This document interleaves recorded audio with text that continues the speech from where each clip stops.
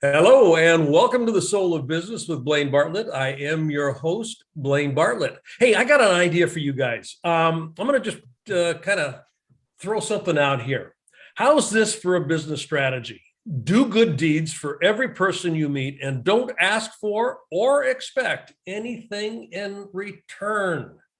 Now, if that doesn't sound like a crazy way to run a business, I hope I got your attention here because that's exactly what we're going to be talking about. The gentleman I've got on the show today, Jonathan Kaiser. Okay, stop. I'm going to edit it. The gentleman I've got on the show today, Jonathan Kaiser, is a Wall Street Journal #1 bestseller, and more importantly, and this is really why I want to have this conversation with him. He is absolutely disrupting the commercial real estate market. USA Today said that he is probably the single most disruptive force in the market today. So I'm going to let him tell you a little bit about who he is and what he's up to, because we've got a fascinating conversation. His energy is amazing. And I just, actually love talking to this guy. He's just intelligent, he's bright, he's articulate, and you're going to absolutely love this episode, folks. So Jonathan, welcome to the show. Thank you for having me. And I don't know if my wife would repeat all of those very kind accolades that you just articulated. Well, hey, I'm just going to, kind of be the muse on your shoulder here. I appreciate that.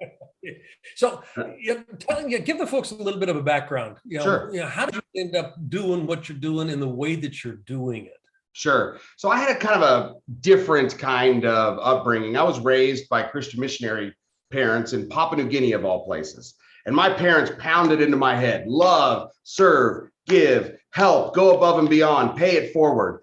But when we got back from overseas, Blaine, what I realized is that we were poor. And I had no sense of that when I was overseas. And so I associated what my parents had taught me about helping other people with the poorhouse. And so I decided at a young age that I wanted to be rich. And so what do you do if you want to be rich? You get into commercial real estate brokerage because all your friends say that's where all the money is. So I got into commercial real estate brokerage. And as I got in, I realized pretty quickly, Blaine, that this was a cutthroat, take no prisoners, dog eat dog kind of industry. But I felt trapped in it because I wanted the success that came with the industry. And I liked the actual business of doing real estate deals. But I didn't like who I felt I had to be successful. And then 20 years ago, I go to a kind of nondescript conference. We've all been to many of those. And a guy gets up and he starts talking about a different way of doing business, a way of succeeding by helping other people succeed, a way of serving others and having it come back to you. And I was just fascinated. I'd never heard anything like it. So I went up to him afterwards and I said, first of all, I was very skeptical. And I went up to him afterwards and I said, is this really true? Do you really help people and make money doing it? Because he kind of sounded like my dad, teaching me to love and serve. And he said, yeah. And he explained how he did it. And he equated it to this difference between hunting and farming. He said, Jonathan, today you're hunting. You go out, you get a piece of business, you close the piece of business, then you got to get up and do it all over again. He's like, what I'm describing is more like farming. And here, so I live in Arizona. I live in Scottsdale, Arizona. And here in my backyard, I have this huge, massive lemon tree. And it yields so much fruit, I don't know what to do with it. But it wasn't always that way. When it was little, I had to nurture it. I had to water it. I had to put a fence around it so the dogs wouldn't tear it out of the ground. But today, after all that nurturing and not getting fruit for many years, today it produces a massive amount of fruit. And so he explained it like that, and it made sense to me. It was like, invest in others, figure out what other people need, help them get that, and then it comes back.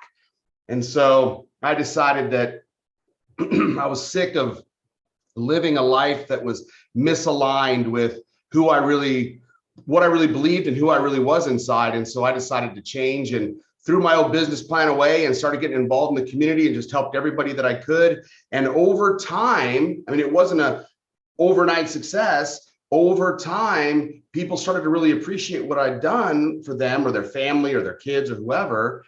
And people started referring business to me. And that And that was his unbelievable experience where I didn't have to go sell. I didn't have to go pitch. I didn't have to go, do all the things that most people have to do. My phone was ringing and all I had to do was stay in service. And so in an epiphany moment here in Arizona, when you need an epiphany, you go to Sedona. So I went to Sedona and I had an epiphany that what if I could teach other people how to do this? And what if I could build a firm? Because I was at a traditional firm at the time. What if I could create a firm that this is all we did? And this is what we stood for. And so that was in 2012. And I wrote down a list, Blaine, of all the things I wished were true about commercial real estate brokerage. And we built our 15 core operating principles around those items that I wrote there in Sedona.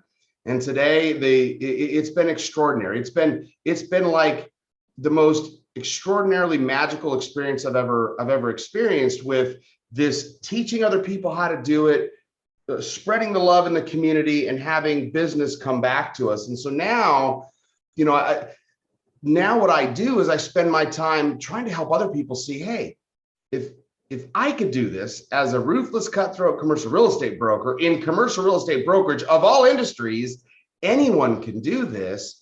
And so I wrote the book, and then we were very fortunate for it to do well. And but at its core, it's that fundamental message of, what if you didn't have to be ruthless to get ahead? What if you didn't have to stab people in the back or just look out for number one? I mean, we all know how to serve. We all know how to love. We do it in our families. We do it in our social circles. And then somehow we get into business and we forget all that. And we think we got to go fight, and stand up for number one. And so my whole message to the world is, you can have both. You can have your cake and eat it too. And you can create extraordinary success by helping other people create extraordinary success for themselves. And that's the beauty of it all. So I appreciate you having me on. Obviously, with your, compassionate capitalism message, this is very much aligned with what you're describing and what you're up to in the world. So I appreciate all that you do, because it takes a community, right? It's not just a one-off. This isn't my mission. This is all of our collective mission to make the world a better place through business. I love your story. When we first talked, it was kind of like, oh, yeah, this is a no-brainer. Of course, I've got to have you on the show. Now, for in large part for this reason, I grew up on the notion, it's a jungle out there. As a kid, the idea of a jungle, oh my God, danger. There's danger out there, Will Roberts. But I've been in jungles. In Papua New Guinea. I mean, you have too. They are alive. They're lush. Everything is overlapping. Everything is intertwined. Yes. I mean, I would much prefer being in a jungle, quite frankly, than just about any place else if I had some options, because I know I'm going to find the things that will actually allow me to live. Now, is there stuff that I need to watch out for? Absolutely. That's just kind of the nature of life. Yeah. But one of the things that you're talking about here is shifting the mindset from competition to cooperation, from separation to inclusion. I mean, these sorts of dynamics, which, you mentioned the book Compassion, or not only the book, but my whole mission around compassionate capitalism. It's impossible to be compassionate about something I feel disconnected from, and most people feel disconnected from the activity of business in so many ways. Not the least of which is in their own companies. They feel disconnected from what the company's about. That is not the case in your firm. Your company does not have that sense of duality. You talk about in your book, and by the way, folks, the title of the book, and you've got to pick up a copy of this, You Don't Have to Be Ruthless to Win. It's not a War and Peace size novel, so don't be put off by the fact that big font. It is an easy read, and I say easy not in the way that you might think about it being simplistic. It is rich with stuff, but you can get through it pretty quickly, and there are lessons that you can pull immediately out of this and start applying.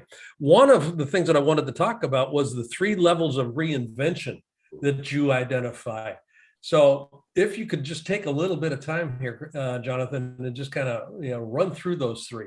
Sure. And just to be clear, this is my personal experience. Like, we came up with 3 levels of reinvention by watching how I went through this, and hindsight's 2020, right? So looking back, we said, oh, that's how it works. So like Gandhi says, you got to be the change you want to see in the world. So the most important thing about becoming a selfless leader is you as the leader have to become a selfless leader. So while simplistic in its nature, not simplistic in its execution and implementation, and people have really good BS detectors. So you have to be authentic about it. So be the change. That's the first level. You yourself have to be the change you want to see in the world. A fish rots from the head. It has to start with you as the leader. I hear so many leaders that talk about, oh, my people this and oh, my people that, and all the stuff they're complaining about.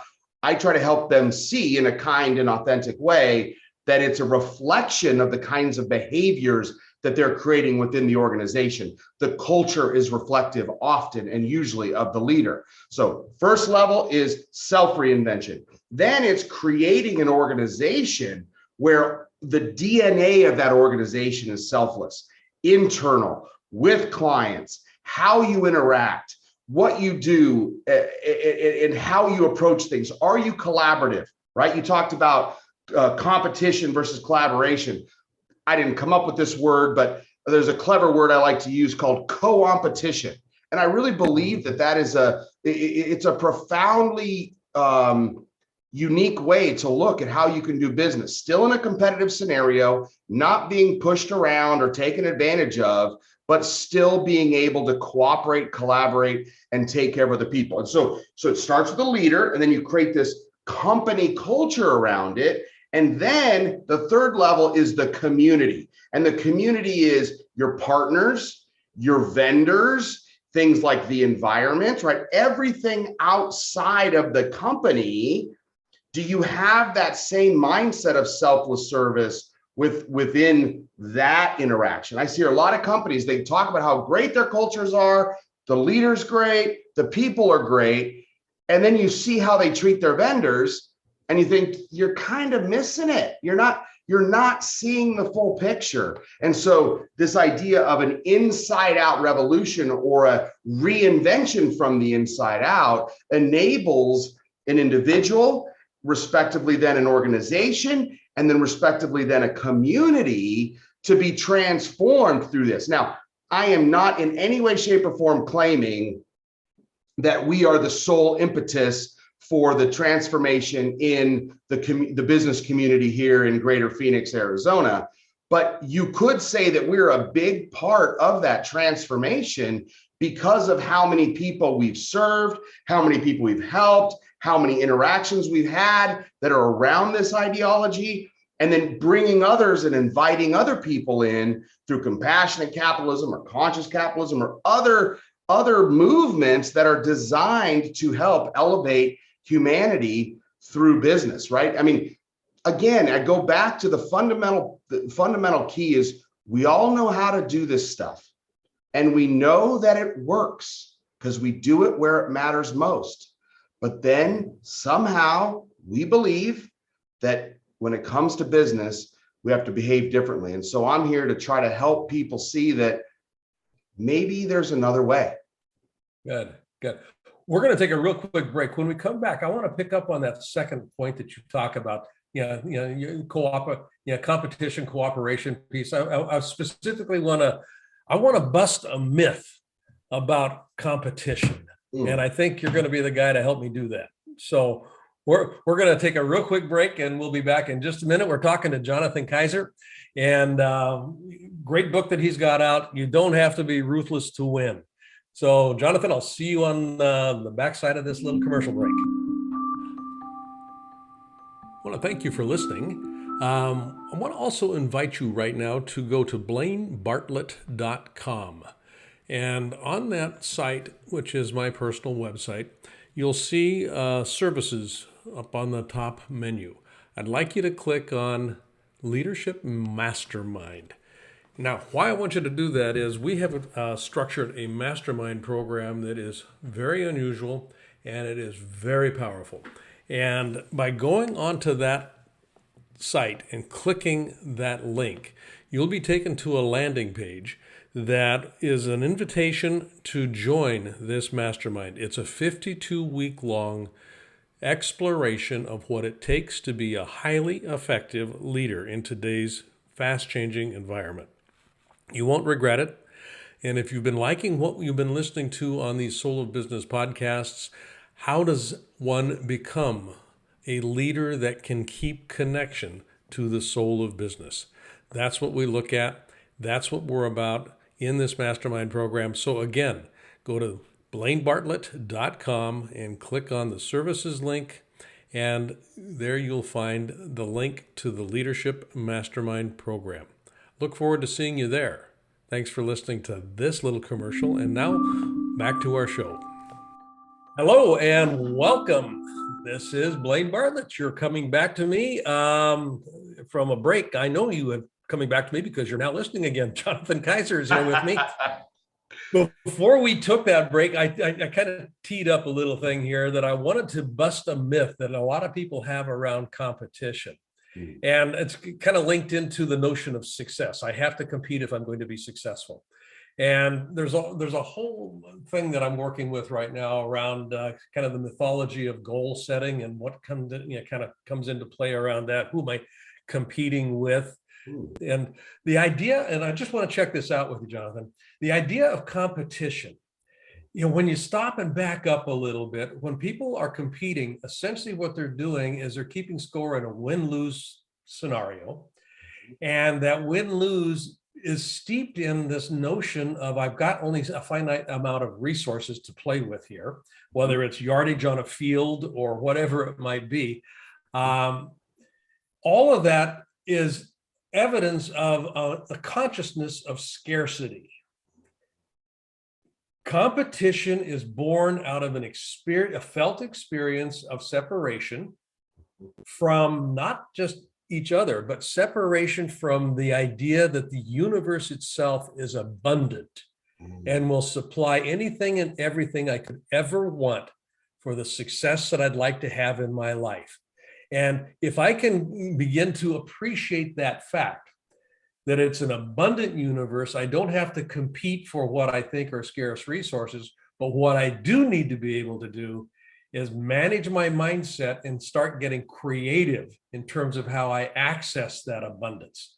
And kind of the shorthand on this is amateurs compete, professionals create. And I know a lot of very high level professionals that when you look at them, you think, boy, these are competitive guys. I was talking to Marshawn Lynch the other day about this. And yeah, you look at Marshawn, I mean, yeah, NFL, the Hall of Fame, all this kind of stuff. He is not competitive. He does not have a competitive bone in his body. He has a creative skeleton. I mean, he lives to create. Now, he will use competition to hone his skill set. Diamond, steel rub steel here, yes.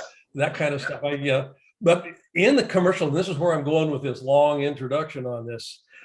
You talk about the dog eat dog in a commercial real estate environment. Backstabbing, all of the stuff that traditionally would be thought of as being part and parcel of that environment. You have been incredibly successful in that environment, and you don't compete in the way that most people think about competition. Is that an accurate assessment on my part? Yes, 100%. And everything that you just said, I'm in agreement with. So you said it better than I probably could have said it. My whole concept. Don't try this at home. You're a professional. The whole concept to me of co-opetition is a recognition that it takes a village, and that without competition, like if you just use the word competition, without competition, there is no business. Business is built on the idea of competition. So we're not trying to get rid of competition. This isn't, compassionate socialism. This is compassionate capitalism, right? But the idea is that you don't have to leave a trail of dead bodies behind you on your pursuit of your mission. And I love what you just said about the creative. I think that is the key. And the way that I look at it is this. And just to be clear, I'm in no way, shape, or form claiming to have all the answers or to be perfect in anything that I say. I'm a work in progress like we all are, right? I am a constant work in progress. And so there'll be plenty of people that know me that go, hey, yeah, but I remember when you did this a couple months ago. And all of that is probably very true. But what I strive towards is this idea of abundance and this idea of service. So how do those overlay? Well, for me, what I believe is if I'm committed to providing an extraordinary level of service, far above what anybody that you would consider a competitor would do, then I should assume that I'm likely to win because nobody else is going to be committed enough to earn it. And so instead of competitive, I like the word committed. Who's more committed to the opportunity? I had the very fortunate experience of coming in second on a big piece of business that we were competing for, because what I learned from that is that the group that beat us was more committed. And I thought we were going to be the most committed, but they took whatever we were doing and they came over the top with their level of commitment. So it wasn't we're better than Kaiser and us saying we're better than them. It was, I brought a certain level of committedness into the room that was at a very high level, and they went way over the top. And so that's my whole philosophy. It's like the reason why Kaiser clients are so sticky is because the level of service we provide, the level of commitment we provide is so ridiculously above and beyond that our competitors mostly say, I don't really want to go after that business because I don't want to have to do what they do to service that business. Now, here's the secret though. The secret in all this, if you ignored everything else I said, don't miss this. The secret is that we don't have to sell, right? Like, I don't have to go pitch, here's why I'm great, here's what everything about Kaiser. What we do is we provide such an abundantly above and beyond service level that we create empowered ambassadors with everybody that we touch, or the majority of people that we touch, right? And so those people then become our salespeople. And they go, oh my gosh, you got to work with Kaiser. You're not going to believe what they did for us. If they did this for us, imagine what they could do for you. So by the time I show up in their room, I'm not competing. They've already heard about, here's the kind of work that Kaiser does, and here's why they're the best. And so I show up and I'm able to just serve instead of me talking about me the whole time. I serve them in that moment. And so they hear about it from someone that we helped.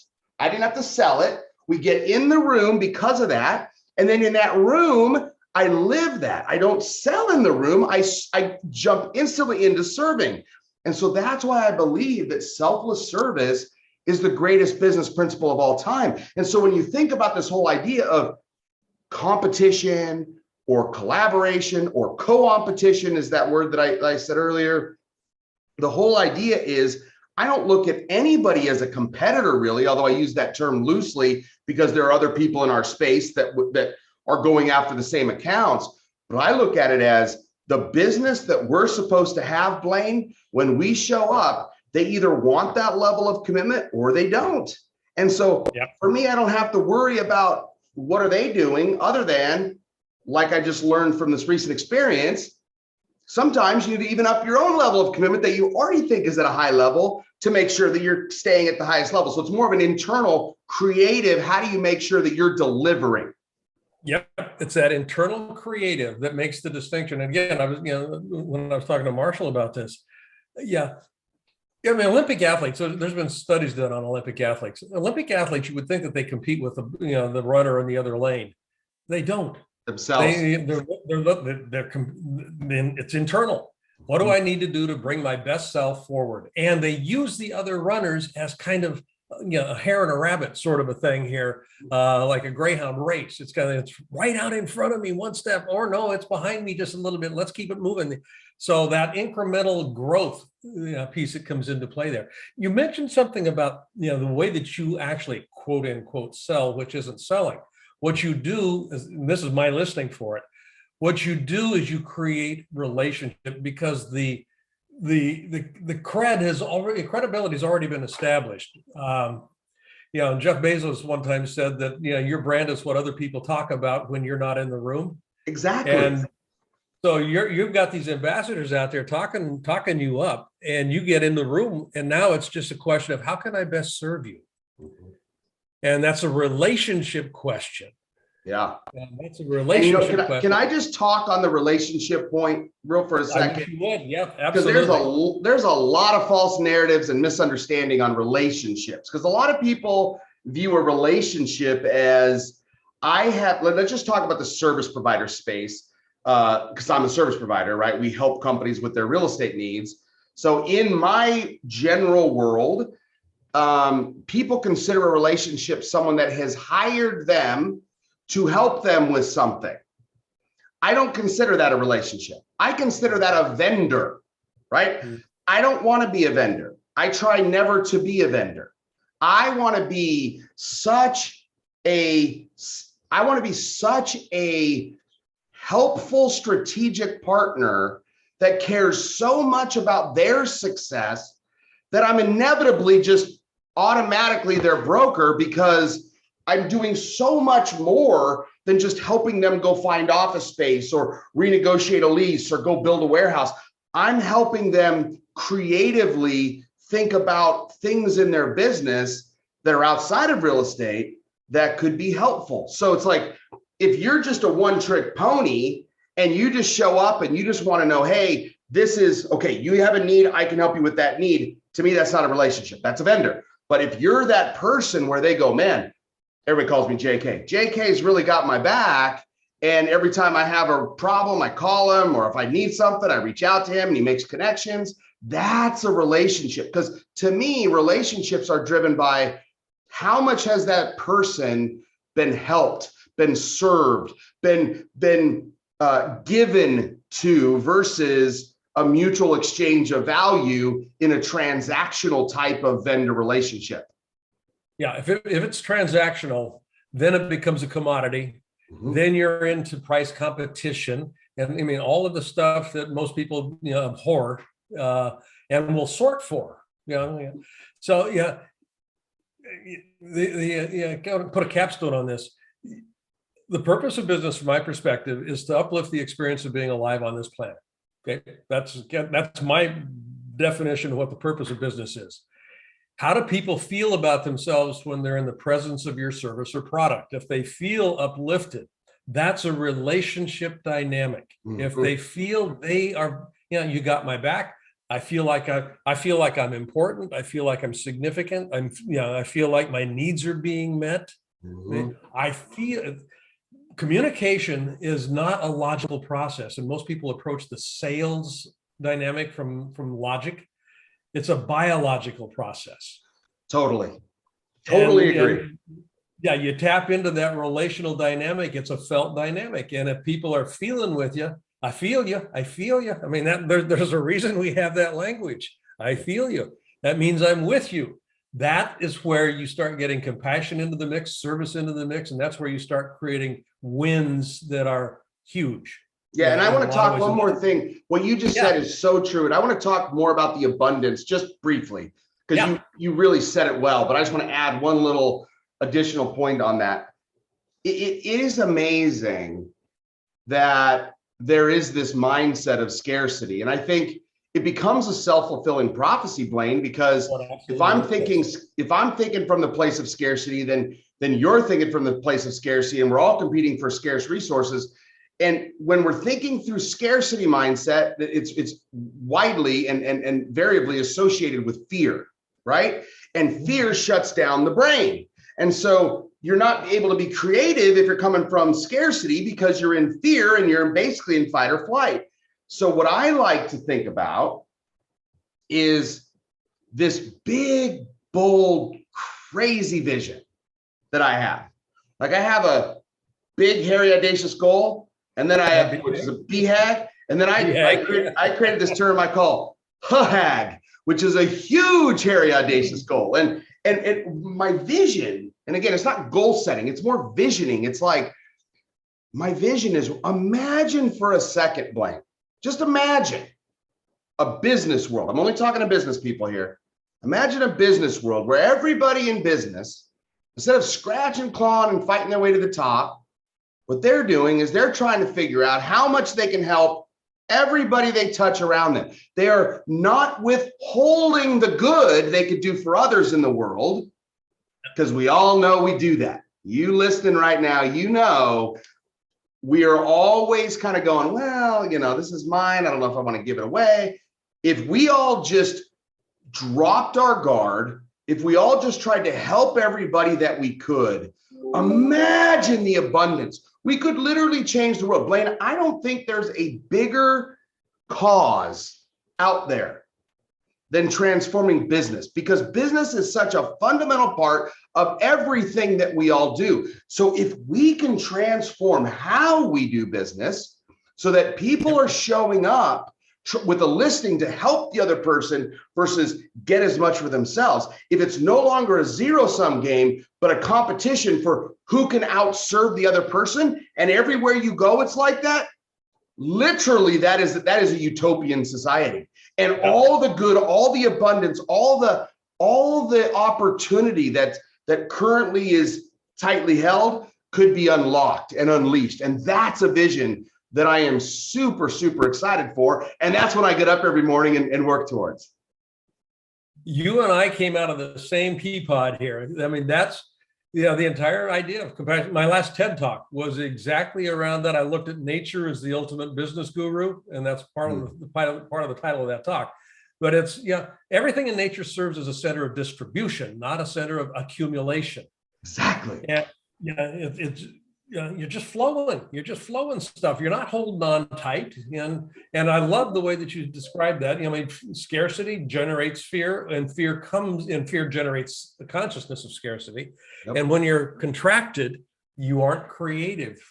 And this is how you have built this business. And this is one of the reasons that you were such a disruptor in this commercial real estate field, because when people start, I'm going to go back and I'm going to quote what I started with here. This quote, by the way, what I opened with the show on, how's this for a business strategy? Do good deeds for every person you meet and don't ask for or expect anything in return. Sound crazy? That is the way to build a business, and that's what Jonathan has been doing. JK, how can people find out more about what you're up to? Best way is Kaiser.com, Keyser, not like the hospital system, Keyser.com, and you can get to everything from there. And I would also challenge and invite people to take me up on my offer. When I say I'm here to help, I mean it. There's no strings attached. If people listen to this and say, hey, I'm interested in X, Y, or Z, shoot me a note. I'll help you in any way that I can. Magic. Folks, you've been listening to Jonathan Kaiser and his book, You Don't Have to Be Ruthless to Win. You can get it on Amazon. It is a Wall Street Journal #1 bestseller. It is an incredible read. It really is. And I'm not just saying that because he's on the guest and he's on the show and he's looking at me. I am saying it because it's true. I've gone through the book. So, folks, you've been listening again. Soul of Business with Blaine Bartlett. Before we get out of here, Jonathan, how are you leaving it better than you found it? I dream of a world where people selflessly help each other, regardless of personal gain, understanding that it's in their own personal best interest to do so. And I believe, Blaine, that it's incumbent upon all of us as leaders to lead by example. So that's what I try to do. Not perfectly, but day in and day out, I get up and I try to see, how do I help more? How do I give more than I get today? And the coolest part about all of that is that the universe cannot handle an imbalance. So no matter how much I give, no matter how much I serve, no matter how much I help, it just comes back in spades. And that is the message that I'm trying to show the world. And if I can do it in arguably the most cutthroat, ruthless, take no prisoners industry in the world, commercial real estate brokerage, you can too. Soul of Business with Blaine Bartlett, guest tonight. And today and this morning, whenever you're listening to this, is Jonathan Kaiser. Jonathan, thanks. Folks, tune in next week. We got another great show for you. Do check out my TEDx talk. I think you'd enjoy it. It's not a particular long one. None of the TED Talks are. You can find out more about what I'm doing at blainebartlett.com, and there's a link there to the TED Talk as well. So we'll see you next time. Take care. Bye.